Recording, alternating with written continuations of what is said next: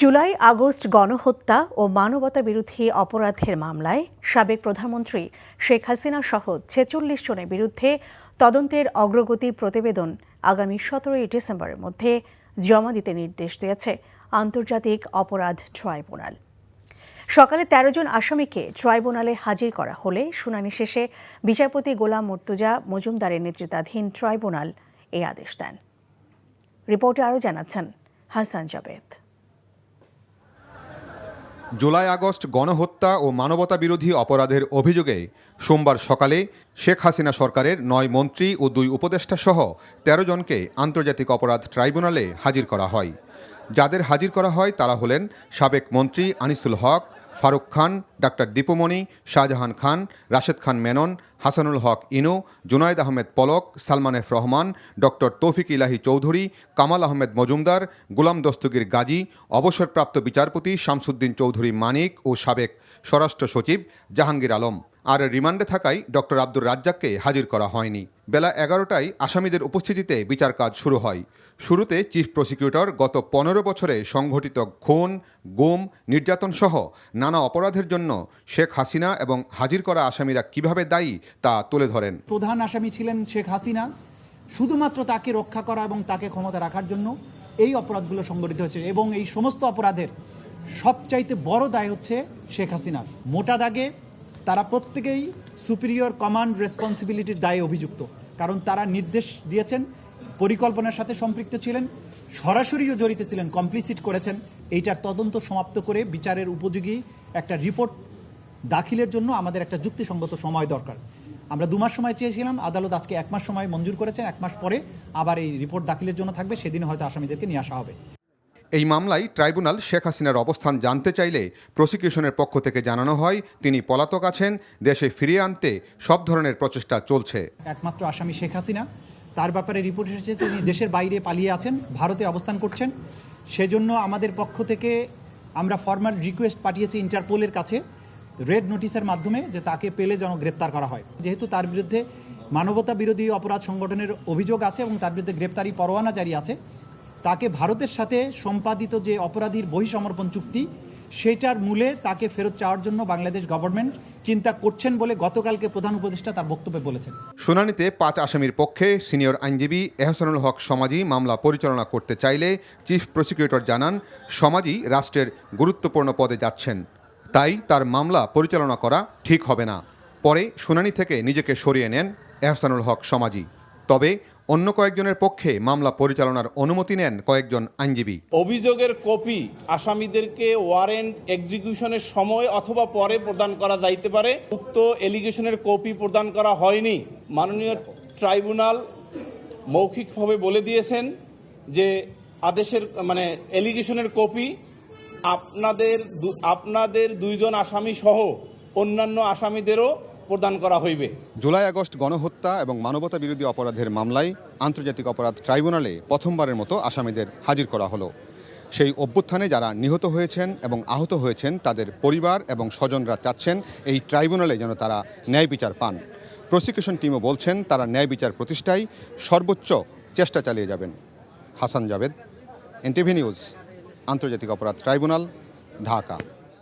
BNP ক্ষমতায় যাক বা না যাক তা নিয়ে দলটি ভাবছে না, বরং দেশ নিয়ে যারা ষড়যন্ত্র করছে দ্রুত নির্বাচন হলে তারা পিছিয়ে যাবে বলে মন্তব্য করেছেন বিএনপির মহাসচিব মির্জা ফখরুল ইসলাম আলমগীর। তিনি বলেন, অন্তর্বর্তী সরকার যত বেশি সময় থাকবে তত বেশি সমস্যার সৃষ্টি হবে, কারণ এটি নির্বাচিত সরকার নয়, জনগণের ম্যান্ডেট নেই তাদের। বিস্তারিত ইফতেখার রেজার রিপোর্টে। জাতীয় প্রেস ক্লাবে মজলুম জননেতা মৌলানা আব্দুল হামিদ খান ভাসানীর ৪৮তম মৃত্যুবার্ষিকী উপলক্ষে আলোচনা সভার আয়োজন করে বিএনপি। এতে প্রধান অতিথির বক্তব্যে বিএনপি মহাসচিব বলেন, দ্রুত নির্বাচন হলে দেশ নিয়ে ষড়যন্ত্রকারীরা আর সুযোগ পাবে না। আমি কেন বারবার নির্বাচনের কথা বলছি? কারণ নির্বাচন দিলে আমার অর্ধেক সমস্যার সমাধান হয়ে যায়। বিএনপি ক্ষমতায় যাক না যাক দ্যাট ইজ ইম্যাটেরিয়াল। কিন্তু আজকে যারা বাংলাদেশে ক্ষতি করতে চাচ্ছে, যারা বাংলাদেশে স্থিতিশীলতা নষ্ট করতে চাচ্ছে, বাংলাদেশকে যারা সংঘাতের মধ্যে জড়িয়ে আছে তারা তখন পিছিয়ে যেতে বাধ্য হবে। বিএনপি সহ দেশের রাজনৈতিক দলগুলোর ১৫ বছরের লড়াই সংগ্রাম জুলাইয়ের সফল গণ অভ্যুত্থানের পথ সৃষ্টি করেছিল বলেও মন্তব্য করেন মির্জা ফখরুল। আর প্রধান উপদেষ্টার বক্তব্যে আশাহত উল্লেখ করে বিএনপি মহাসচিব বলেন, বারবার নির্বাচন প্রশ্নে পিছিয়ে যাচ্ছে সরকার, যাতে প্রশ্ন আসছে জনগণের মনে। আমাদের প্রধান উপদেষ্টা মহোদয় একটা ১০০ দিনের পূর্তির বক্তব্য রেখেছেন, ভালো হয়েছে, অনেকেই আশান্বিত হয়েছে, আমি একটু আশাহত হয়েছি। আমি আশা করেছিলাম যে প্রধান উপদেষ্টা মহোদয় তার সমস্ত প্রজ্ঞা দিয়ে সমস্যাটা চিহ্নিত করে তিনি নির্বাচনের একটা রূপরেখা দেবেন। সংস্কার প্রস্তাব সহ দেশের জন্য মঙ্গলজনক যেসব পরিকল্পনা বিএনপির ভারপ্রাপ্ত চেয়ারম্যান তারেক রহমান উপস্থাপন করেছেন, সেই পরিকল্পনাগুলো দেশের মানুষ গ্রহণ করেছে বলেও মন্তব্য করেন বিএনপি মহাসচিব। হাসদ গোষ্ঠীকে সন্ত্রস্ত করা যায়, এটি মৌলানা ভাসানী জাতিকে দেখিয়েছে। Iftekhar Reza, NTV news, Dhaka. বিজয় দিবসকে সামনে রেখে কোনো ধরনের নিরাপত্তা হুমকি নেই বলে জানিয়েছেন স্বরাষ্ট্র উপদেষ্টা অবসরপ্রাপ্ত লেফটেন্যান্ট জেনারেল জাহাঙ্গীর আলম চৌধুরী। বিজয় দিবস উদযাপন ইস্যুতে আইনশৃঙ্খলা নিয়ন্ত্রণ সহ সার্বিক নিরাপত্তা পরিস্থিতি নিয়ে সভা শেষে ব্রিফিংয়ে তিনি এই কথা বলেন। 16ই ডিসেম্বর আমাদের মহান বিজয় দিবস। এই বিজয় দিবস যেন ভালোভাবে করা যায়, এখানে যেন কোনো ধরনের কোনো দুর্ঘটনা না ঘটে, এই জন্য আজকে আলোচনা হয়েছে।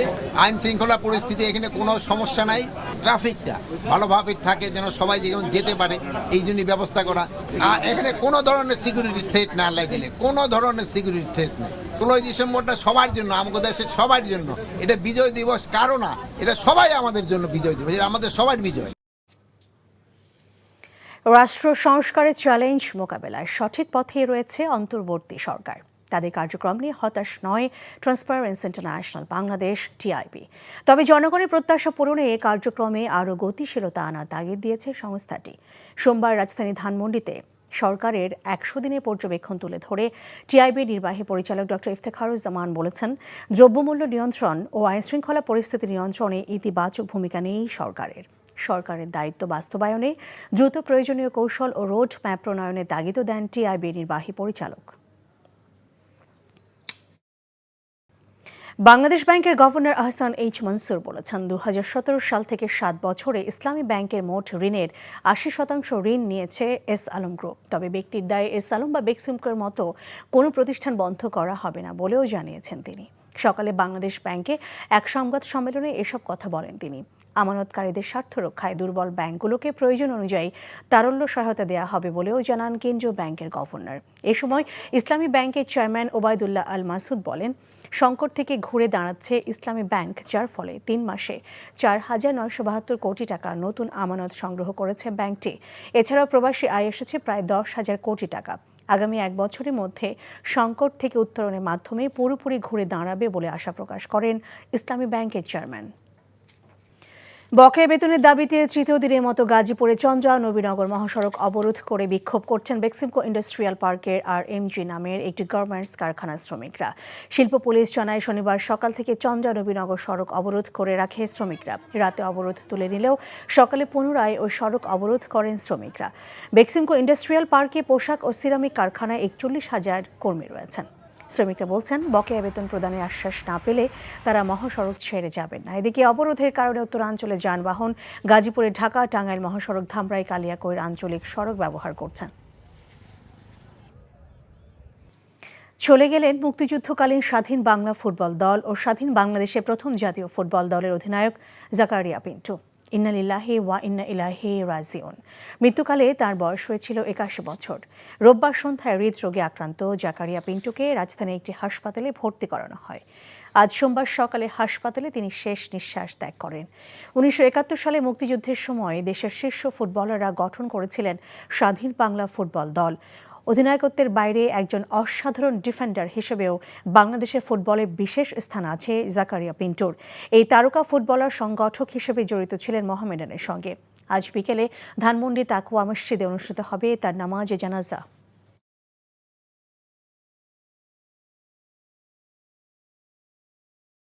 সরকারি তিতুমির কলেজকে বিশ্ববিদ্যালয় করার দাবিতে মহাখালীতে সড়ক ও রেলপথ অবরোধ 5 ঘন্টা পর তুলে নিয়েছেন শিক্ষার্থীরা। তবে এর আগে সড়ক ও রেলপথ অবরোধে চরম দুর্ভোগে পড়ে বাস ও ট্রেনের যাত্রীরা। নোয়াখালী থেকে ঢাকাগামী একটি ট্রেনে ইট পাটকেল নিক্ষেপের ঘটনায় কয়েকজন আহত হয়। হাসান মাহমুদের রিপোর্ট।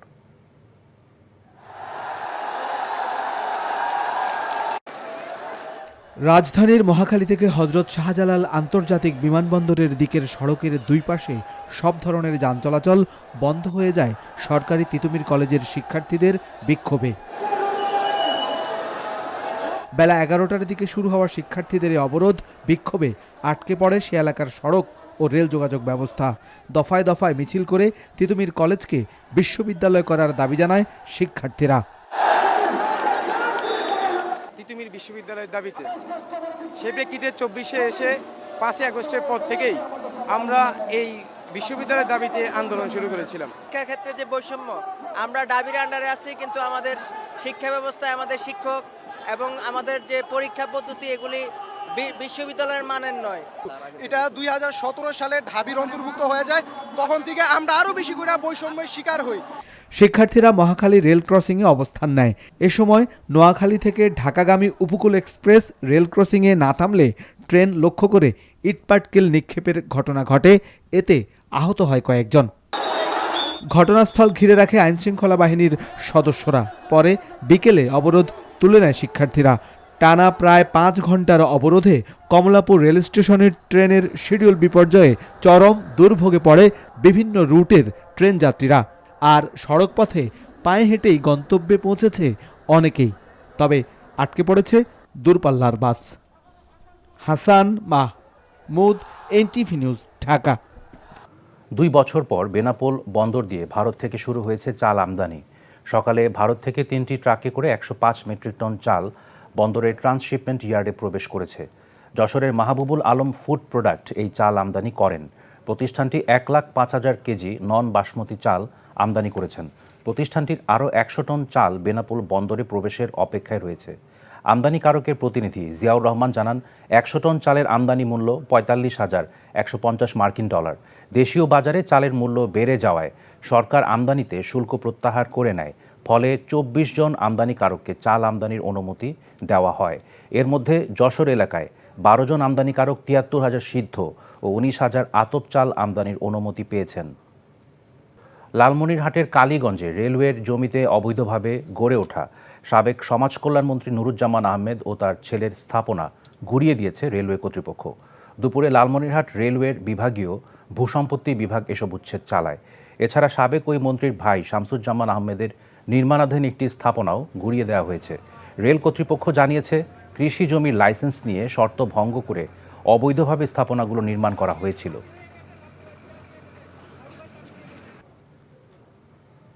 শরীয়তপুরের জাজিরায় পদ্মা সেতুর ডান তীর রক্ষা বাঁধের মাঝির ঘাট এলাকায় 100 মিটার ধসে পদ্মায় বিলীন হয়েছে। এতে ঝুঁকির মধ্যে রয়েছে পদ্মা সেতু কনস্ট্রাকশন ইয়ার্ড সহ আশপাশের বাড়িঘর, ব্যবসা প্রতিষ্ঠান ও অন্যান্য স্থাপনা। চলতি মাসের শুরুর দিকে এই বাঁধে ধস শুরু হয়। গত কয়েকদিনে পদ্মা সেতু থেকে 1.5 কিলোমিটার ভাটিতে পূর্ব নাওডুবা ইউনিয়নের মাঝির ঘাট এলাকায় 100 মিটার পর্যন্ত ধসে পড়ে। পানি উন্নয়ন বোর্ডের কর্মকর্তারা জানান, বাঁধ নির্মাণের পর এটি রক্ষণাবেক্ষণের দায়িত্ব বিবিএর কাছেই ছিল। পদ্মা সেতু প্রকল্পের কাজ সমাপ্ত ঘোষণার পর বাঁধটি রক্ষণাবেক্ষণের জন্য সরকারিভাবে পানি উন্নয়ন বোর্ডকে এখনও হস্তান্তর করেনি বিবিএ। এর ফলে বাঁধ রক্ষণাবেক্ষণে দেখা দিয়েছে জটিলতা। আওয়ামী লীগ সরকারের আমলে খুলনা প্রকৌশল ও প্রযুক্তি বিশ্ববিদ্যালয়ে নিয়োগ, বাণিজ্য, ঠিকাদারি কাজে অনিয়ম ও এক শিক্ষকের মৃত্যুসহ সকল অনিয়ম তদন্ত করে বিচারের দাবি জানিয়েছেন এলাকাবাসী ও শিক্ষার্থীরা। দুপুরে ক্যাম্পাসের প্রধান ফটকের সামনে ঘণ্টাব্যাপী মানববন্ধন কর্মসূচি পালিত হয়। এ সময় ক্যাম্পাসে একই দাবিতে শিক্ষার্থীরা বিক্ষোভ মিছিল করে। এতে অংশ নেন স্থানীয় বিএনপি নেতা ও সাবেক ইউপি চেয়ারম্যান মীর কাইসেদ আলী এবং বিশ্ববিদ্যালয় প্রশাসনের কর্মকর্তা ও কর্মচারীরা। রংপুরে একটি হত্যা চেষ্টা মামলায় আওয়ামী লীগ নেতাকর্মীদের বাঁচাতে যারা অপচেষ্টা করছে তারাই মহানগর বিএনপির আহ্বায়কের বিরুদ্ধে মিথ্যা অপপ্রচার করছে বলে অভিযোগ করেছে মহানগর বিএনপি। দুপুরে দলীয় কার্যালয়ে সংবাদ সম্মেলনে এসব তথ্য তুলে ধরেন মহানগর বিএনপির আহ্বায়ক শামসুজ্জামান শামু। তিনি বলেন, মামুন নামে এক ব্যক্তি 181 জনকে আসামি করে মাহিগঞ্জ থানায় একটি হত্যা চেষ্টা মামলা দায়ের করেন। আহ্বায়কের মদদে এই মামলায় আসামি করা হয়েছে এমন অপপ্রচার করছে একটি মহল এবং বাদীকে অনৈতিকভাবে ম্যানেজ করে মামলাটি প্রত্যাহারের জন্য চাপ সৃষ্টি করেছে দুই একজন বিএনপি নেতা।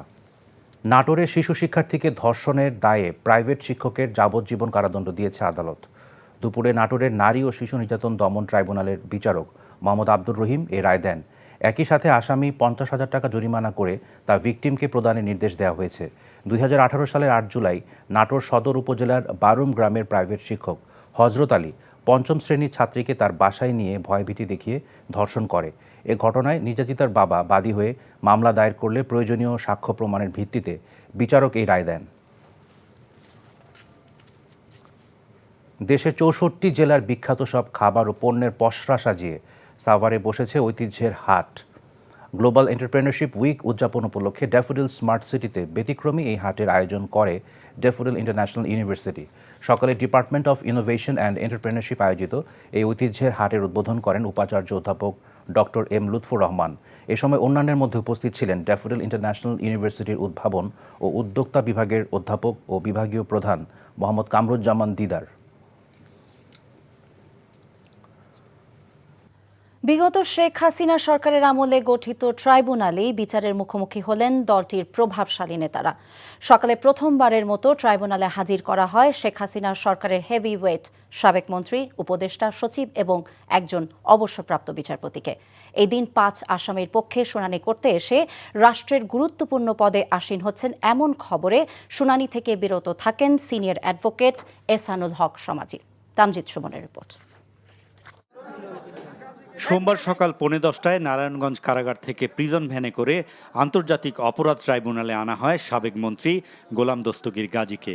এর পরপরই কাশিমপুর কারাগার থেকে আনা হয় শেখ হাসিনা সরকারের প্রভাবশালী মন্ত্রী দীপু মনিকে। কেরানীগঞ্জ কেন্দ্রীয় কারাগার থেকে আনা হয় সাবেক আরও 7 হেভিওয়েট মন্ত্রী, 2 উপদেষ্টা, 1 সচিব ও আপিল বিভাগের অবসরপ্রাপ্ত 1 বিচারপতিকে। আওয়ামী লীগ সরকারের এই প্রভাবশালী মন্ত্রী উপদেষ্টাদের আইনজীবী কে হচ্ছেন তা নিয়ে আগ্রহ ছিল জনমনে। এদিন পরিচয়পত্র নিশ্চিত করে শুধুমাত্র মামলা সংশ্লিষ্ট আইনজীবী, আদালতে নিয়োজিত পুলিশ ও গণমাধ্যম কর্মী ছাড়া কাউকে ট্রাইব্যুনালে প্রবেশ করতে দেওয়া হয়নি। শুনানির শুরুতে আনিসুল হক, ফারুক খান, সালমান এফ রহমান, জুনায়েদ আহমেদ পলক ও তৌফিক-ই ইলাহির পক্ষে আইনজীবী হিসেবে দাঁড়ান এহসানুল হক সমাজি। তবে এহসানুল হক সমাজি রাষ্ট্রীয় গুরুত্বপূর্ণ পদে দায়িত্ব পেতে যাচ্ছেন চিফ প্রসিকিউটরের দেয়া এমন তথ্যে আসামি পক্ষের বক্তব্য উপস্থাপন থেকে বিরত থাকেন তিনি। যেহেতু লার্নের চিফ প্রসিকিউটর যেই ইন্টিমেশন অনারেবল ট্রাইব্যুনালকে দিয়েছেন এবং বলেছেন যে আমি দায়িত্ব নিয়েই কথাই বলছি, তিনি সূচনা লগ্নেই যে কথাগুলো বলেছেন, আমি মহামান্য আদালত এবং সকলের প্রতি শ্রদ্ধাশীল হয়ে আজকে আমি আমার বক্তব্য দান থেকে বিরত ছিলাম। পরে মামলার প্রয়োজনীয় নথি চেয়ে আবেদন করেন আসামি পক্ষের কয়েকজন আইনজীবী। অভিযোগের কপি আসামিদেরকে ওয়ারেন্ট এক্সিকিউশনের সময় অথবা পরে প্রদান করা যাইতে পারে। উক্ত এলিগেশনের কপি প্রদান করা হয়নি। মাননীয় ট্রাইব্যুনাল মৌখিকভাবে বলে দিয়েছেন যে আদেশের এলিগেশনের কপি আপনাদের 2 জন আসামি সহ অন্যান্য আসামিদেরও প্রদান করা হইবে। শুনানি শেষে পরিবারের সদস্য ও নিজেদের নিয়োগ দেয়া আইনজীবীদের সাথে সাক্ষাৎ শেষে কারাগারে পাঠানো হয় অভিযুক্তদের।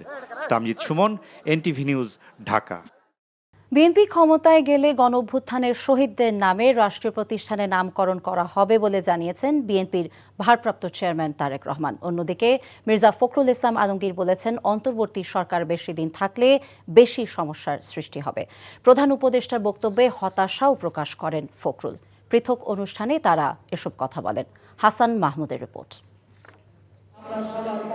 ছাত্র জনতার গণ অভ্যুত্থানে আহতদের মাঝে হুইল চেয়ার বিতরণ করে আমরা বিএনপি পরিবার। জাতীয় প্রেস ক্লাব অডিটোরিয়ামে আয়োজিত অনুষ্ঠানে অনলাইনে যুক্ত হন সংগঠনটির প্রধান পৃষ্ঠপোষক তারেক রহমান।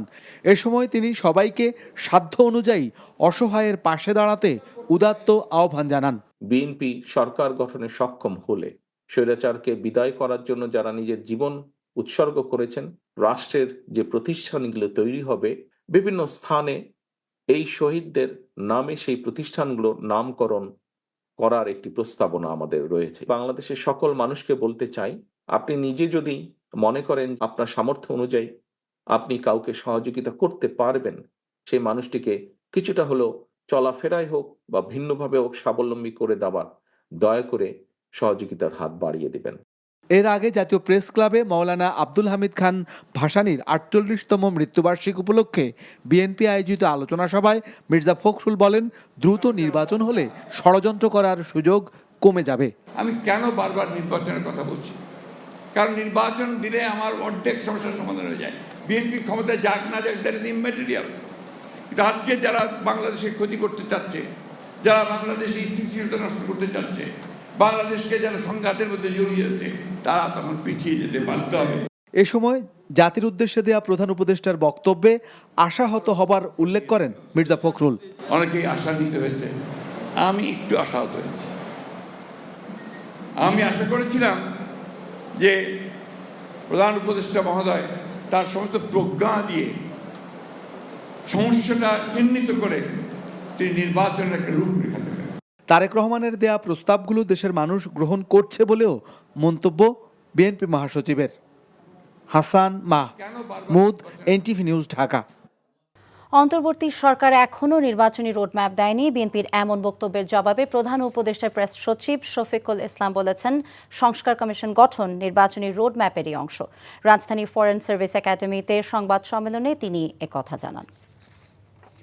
সরকার একটা কনস্টিটিউশনাল কমিশন করে দিয়েছে, তারা 31শে ডিসেম্বরের মধ্যে তারা তাদের রিপোর্টটা দিবেন।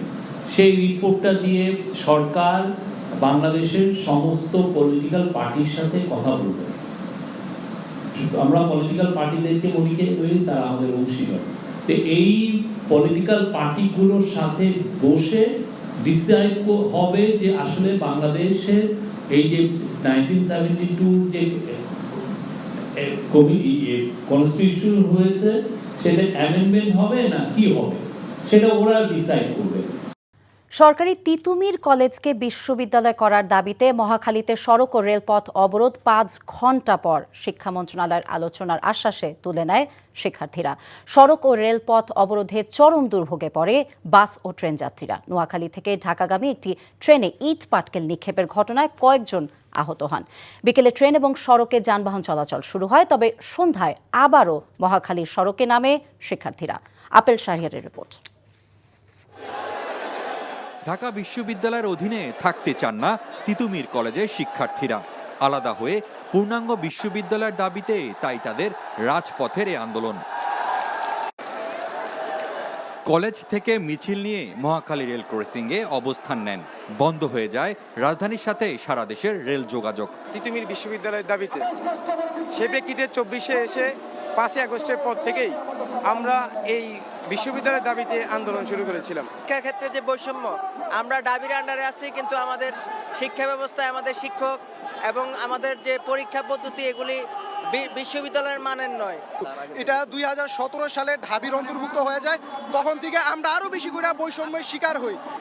নোয়াখালী থেকে ঢাকাগামী উপকূল এক্সপ্রেস রেল ক্রসিংয়ে না থামলে ট্রেন লক্ষ্য করে ইটপাটকেল নিক্ষেপ করে শিক্ষার্থীরা। এতে শিশুসহ বেশ কয়েকজন যাত্রী আহত হন। পরিস্থিতি স্বাভাবিক রাখতে ঘটনাস্থল ঘিরে রাখে আইনশৃঙ্খলা বাহিনীর সদস্যরা। পরে শিক্ষা মন্ত্রণালয়ের আশ্বাসে প্রায় 5 ঘণ্টা পর অবরোধ তুলে নেন শিক্ষার্থীরা। অবরোধের কারণে কমলাপুর রেল স্টেশনে ট্রেনের শিডিউল বিপর্যয় দেখা দেয়। নির্ধারিত সময় ট্রেন না ছাড়ায় চরম ভোগান্তিতে পড়েন যাত্রীরা। মহাখালী এলাকায় সৃষ্টি হয় তীব্র যানজটের, যার প্রভাব পড়ে নগর জুড়ে। অনেকেই পায়ে হেঁটে গন্তব্যে যান। Apple Shahriar, NTV news, Dhaka. স্বাধীন বাংলা ফুটবল দলের অধিনায়ক বীর মুক্তিযোদ্ধা জাকারিয়া পিন্টু আর নেই। রাজধানীর একটি হাসপাতালে চিকিৎসাধীন অবস্থায় আজ সকালের দিকে শেষ নিঃশ্বাস ত্যাগ করেন 81 বছর বয়সী এই কিংবদন্তি। তার মৃত্যুতে শোক প্রকাশ করে সাবেক সতীর্থরা বলছেন, মুক্তিযুদ্ধে অসামান্য অবদান রাখলেও প্রাপ্য সম্মানটুকু পাননি পিন্টু। কুশল ইয়াসেরের রিপোর্ট। জাকারিয়া পিন্টু এদেশের ফুটবলের আতুর ঘরের প্রথম অধিনায়ক। স্বাধীনতার যুদ্ধে রাইফেল, মেশিনগানের জায়গায় তার যুদ্ধের বড় উপকরণ ছিল পায়ের ফুটবল। তিনি ও তার সতীর্থরা মুক্তিযুদ্ধে স্বাধীন বাংলা ফুটবলের মধ্য দিয়ে যে আলোড়ন তুলেছিলেন তা ইতিহাসের পাতায় লেখা হয়েছে স্বর্ণাক্ষরে। সেই অকুতভয়ের অধিনায়ক চোখ বুঝলেন চিরকালের মতো হৃদরোগ, কিডনি জটিলতায় ভুগছিলেন বহুদিন। রোববার তাকে ধানমন্ডির এক হাসপাতালে ভর্তিও করা হয়, কিন্তু সব রক্ষণাবেহ ভেঙে দিয়েছে মৃত্যু। জাকারিয়া পিন্টুর মৃত্যুর খবর পেয়ে ছুটে আসেন আত্মীয় সতীর্থরা। ধানমন্ডির তাকুয়া মসজিদে তার প্রথম জানাজা সম্পন্ন হয়। উনি মুক্তিযুদ্ধের সময় খেলাধুলা হয়তো আর্মস করে না, কিন্তু উনি একজন মুক্তিযোদ্ধা ছিল। তারপর যেসব টাকা খেলাধুলা করেছে উনি কিন্তু মুক্তিযুদ্ধ ফান্ডে দিছে। তা আমি চাই আব্বারে ওইভাবে বাংলাদেশ আমরা আমাদের ইচ্ছা চাইতে আমরা দেশের মানুষের কাছে আব্বার ইচ্ছা দিয়ে দিলাম, যাতে ওইভাবে আব্বার সম্মান দেওয়া হয়। স্বাধীন বাংলা ফুটবল দল 1971 সালে ভারতের মাঠে 16টি প্রদর্শনী ম্যাচ খেলে সেখান থেকে অর্জিত অর্থ তুলে দেয়া হয় মুক্তিযুদ্ধের তহবিলে, যার অন্যতম নায়ক ছিলেন পিন্টু। সতীর্থরা বলছেন প্রাপ্য সম্মানটুকু দেয়া হয়নি তাকে। এত ইম্পর্টেন্ট প্লেয়ার ছিল মর্সেন ক্লাবে যে তাকে বিট করে গোল হয়েছে এইরকম আমি দেখি নাই আমার ক্রীড়া জীবনে, আমি এটা দেখি নাই। ইভেন কি স্বাধীন বাংলা ফুটবল দলের খেলাতেও দেখি নাই যে কেউ তাকে বিট করে গোল দিছে। পাশে পিন্টু ভাই খেলছেন এবং পিন্টু ভাই এত সাহস যোগাইছেন, না হলে আজকে আমি এই 51 বছরে আজকে ফুটবলের সাথে আছি, ঢাকা মাঠে আমি খেলতেই পারতাম না। বাংলাদেশকে তিনি রিপ্রেজেন্ট করছে এবং এইটা ওনার মূল্যায়ন আমরা কেন যে করি নাই, আমাদের বাংলাদেশ সরকারের এটা বলতে পারেন যে ব্যর্থতা বলতে পারেন। খেলোয়াড়ি জীবন শেষে সংগঠকের ভূমিকায় ছিলেন। মোহামেডানের পরিচালক পদও অলংকৃত করেছেন পিন্টু। তার মরদেহ মঙ্গলবার সকালে প্রিয় ক্লাব মোহামেডানে আনা হবে। সকাল 10টায় জানাজার পর জাতীয় প্রেস ক্লাবে আরেকটি জানাজা হবে। শ্রদ্ধা জানানোর পর মিরপুরে বুদ্ধিজীবী কবরস্থানে তাকে দাফন করা হবে। 1943 সালের 1 জানুয়ারি নওগাঁয় জন্ম নেয়া এই কিংবদন্তি ফুটবল শুরু করেছিলেন 50-এর দশকের শেষ দিকে। কুশল ইয়াসির, এনটিভি নিউজ, ঢাকা। রাষ্ট্র সংস্কারের চ্যালেঞ্জ মোকাবেলায় সঠিক পথেই আছে অন্তর্বর্তী সরকার। তাদের কার্যক্রম নিয়ে হতাশ নয়, তবে জনগণের প্রত্যাশা পূরণে আরও গতিশীল হবার তাগিদ দিয়েছে টিআইবি। সরকারের 100 দিনের পর্যবেক্ষণ তুলে ধরে অন্তর্বর্তীকালীন সরকারের দায়িত্ব বাস্তবায়নে প্রয়োজনীয় কৌশল এবং রোডম্যাপ প্রণয়নের তাগিদও দেয় সংস্থাটি। নাজিবুর রহমানের রিপোর্ট। অন্তর্বর্তীকালীন সরকারের 100 দিন পূর্তিতে ব্রিফিংয়ে পর্যবেক্ষণ প্রতিবেদন তুলে ধরে ট্রান্সপারেন্সি ইন্টারন্যাশনাল বাংলাদেশ। এতে উঠে আসে সরকার গঠন, রাষ্ট্র সংস্কার কমিশন গঠন, চুক্তিভিত্তিক নিয়োগ বাতিল সহ নানা বিষয়। অভিযোগ করা হয় সরকারের দায়িত্ব বাস্তবায়নে প্রয়োজনীয় কৌশল ও রোডম্যাপ প্রণয়নের উদ্যোগ এখনও নেওয়া হয়নি। দ্রব্যমূল্য নিয়ন্ত্রণ, সেই সাথে আইন শৃঙ্খলা বাহিনী পুনর্গঠনে সরকারি উদ্যোগে ধীরগতি দেখছে সংস্থাটি। অস্বীকার করার কোনো উপায় নেই যে মানুষের দৈনন্দিন জীবনে যে মূল বিষয়টি দ্রব্যমূল্যের ক্ষেত্রে, বাজার নিয়ন্ত্রণের ক্ষেত্রে প্রত্যাশিত ভূমিকা পালিত হয়নি বা প্রত্যাশিত অর্জন হয়নি। ভূমিকা ছিল, প্রয়াস ছিল, এখনো আছে, অব্যাহত আছে, কিন্তু সেটি সুফল হয়নি। রাষ্ট্র সংস্কার এবং নতুন রাজনৈতিক বন্দোবস্ত অর্জনের লক্ষ্যে রোডম্যাপ সহ, টাইম বাউন্ড রোডম্যাপ সহ কৌশল প্রণয়নের সম্ভাবনা ছিল। সেটির প্রতি আমরা আহ্বান জানিয়েছিলাম, সেটি করা হয়নি। পাচার হওয়া অর্থ ফিরিয়ে আনার প্রক্রিয়া দীর্ঘমেয়াদী হলেও অন্তর্বর্তীকালীন সরকারকে প্রচেষ্টা অব্যাহত রাখার আহ্বান জানানো হয়। পাশাপাশি বৈদেশিক ঋণ নেয়ার বদলে অনুদান সংগ্রহের দিকে মনোযোগী হওয়ার পরামর্শ দেন টিআইবির নির্বাহী পরিচালক। সরকারের মধ্যে ইতিবাচক রাজনৈতিক চর্চার ঘাটতি কিন্তু দৃশ্যমান। বিশেষ করে দলবাজি, দখলবাজি, চাঁদাবাজি কিন্তু নতুন করে স্ট্রাইক ব্যাক হচ্ছে। সুদসহ ঋণ পরিশোধের বোঝায় জড়িত দেশবাসী, তাদের উপর আরো অতিরিক্ত বোঝা এটা চাপিয়ে দেয় কিনা সেটা কিন্তু ভাবতে হবে। এই ঋণ সহায়তার তুলনায় অনুদানের দিকে আরো বেশি দৃষ্টি দেওয়ার প্রয়োজন বলে আমরা মনে করি। রাজনৈতিক দলগুলোতে গণতান্ত্রিক চর্চা ও প্রয়োজনীয় সংস্কার করার তাগিদও দেন তিনি। Najibur Rahman, NTV news, Dhaka. স্বাস্থ্য, নারী, শ্রম খাত, স্থানীয় সরকার এবং গণমাধ্যম সংস্কার এই কমিশনের পূর্ণাঙ্গ কমিটি প্রকাশ করেছে সরকার। মন্ত্রিপরিষদ থেকে পাঠানো আদেশে বলা হয়, বাংলাদেশ ডায়াবেটিক সমিতির সভাপতি প্রফেসর এ কে আজাদ খানকে প্রধান করে 12 সদস্যের স্বাস্থ্য খাত সংস্কার কমিশন গঠন করা হয়েছে।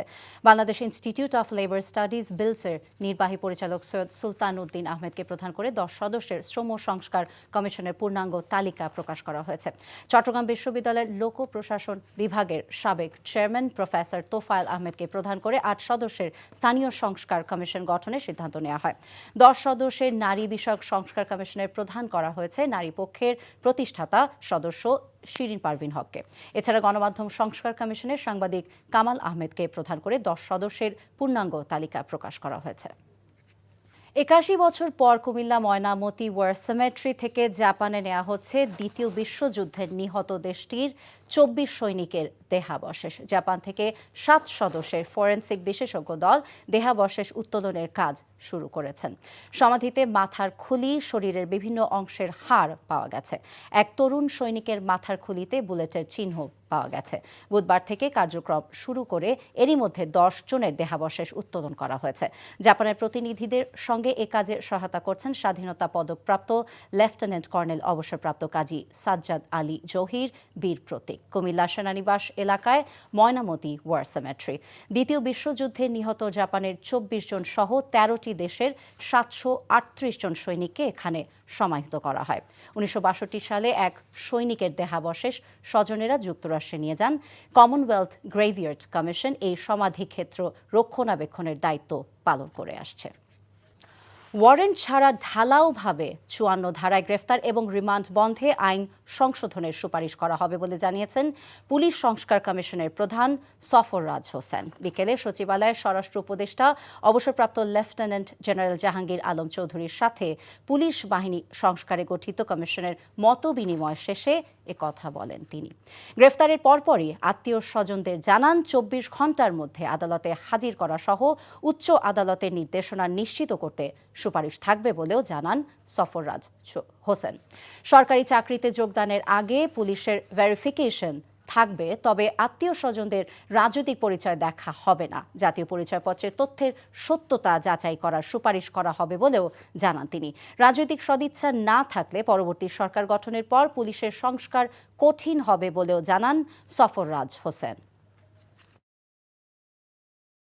বাংলাদেশ ব্যাংকের governor doctor Ahsan H Mansur বলেছেন, এস আলম, বেক্সিমকো সহ কোনো প্রতিষ্ঠান বন্ধ করা বাংলাদেশ ব্যাংকের লক্ষ্য নয়, তবে যারা অনিয়ম করেছে সেই সব ব্যক্তির বিচার হবে। এদিকে ইসলামী ব্যাংকের 17টি শাখা থেকে এস আলম গ্রুপ 80,000 কোটি টাকা নিয়ে গেছে বলে জানিয়েছেন ব্যাংকটির চেয়ারম্যান। সকালে বাংলাদেশ ব্যাংকে ব্রিফিংয়ে এসব কথা বলেন তারা। আরাফাত ইসলামের রিপোর্ট। সবার আমানতের নিরাপত্তার দায়িত্ব কেন্দ্রীয় ব্যাংকের উল্লেখ করে গভর্নর বলেন, গ্রাহকদের আমানত ফেরত দেয়া তাদের প্রধান লক্ষ্য। এজন্য প্রয়োজন অনুযায়ী দুর্বল ব্যাংকগুলোকে তারল্য সহায়তা দেয়া হচ্ছে। আমরা একটা একটা করে ব্যাংকে খুঁজে দেখছি, আমরা কাজ নিচ্ছি, বুঝিয়ে নিচ্ছি যে জিনিসটা রিফর্মটা হচ্ছে, প্রচেষ্টা আছে, তারপর একটু করে টাকা ছাড়ছি। তিনি বলেন, আর্থিক খাতে অনিয়মের সাথে যারা জড়িত ছিল তাদের কোনো প্রতিষ্ঠান বন্ধ করা কেন্দ্রীয় ব্যাংকের লক্ষ্য নয়, তবে যারা অনিয়ম করেছে তাদের বিরুদ্ধে মামলা করা হবে বলে জানান তিনি। কোনো প্রতিষ্ঠানকে আমরা বন্ধ হয়ে যেতে দেব না, সেটা এসালামেরই হোক, বেক্সিমকোরই হোক, অন্যান্য গ্রুপেরই হোক। আমরা শাস্তি চাইতে পারবো, কোর্টের কাছে আবেদন করতে পারবো যে এটা ব্যবস্থা গ্রহণ করা হোক, কোর্ট ডিসাইড করুক। আমাদের কিছু বলার অধিকার সেখানে নাই, আমরা বিচার চাইব। এদিকে ইসলামী ব্যাংকের চেয়ারম্যান ওবায়দ উল্লাহ আল মাসুদ বলেন, বিগত সরকার পতনের পর থেকে ধীরে ধীরে ঘুরে দাঁড়াচ্ছে ইসলামী ব্যাংক। যে এই 3 মাসে ফ্রেশ ডিপোজিট ইনক্রিজ হয়েছে 4,972 কোটি টাকা। আমাদের এই যে 10,000 কোটি ফরেন রেমিটেন্স এই 3 মাসে, এর মধ্যে আমরা যে অন্য ব্যাংককে কিন্তু হেল্প করি, আমরা নিজেদের এলসি পেমেন্ট দিই 5,000 কোটি, বাকি 5,000 কোটি সেন্ট্রাল ব্যাংকের নির্দেশে অন্যান্য ব্যাংক যাদের ডলার রিকোয়ারমেন্ট রিফিল করে।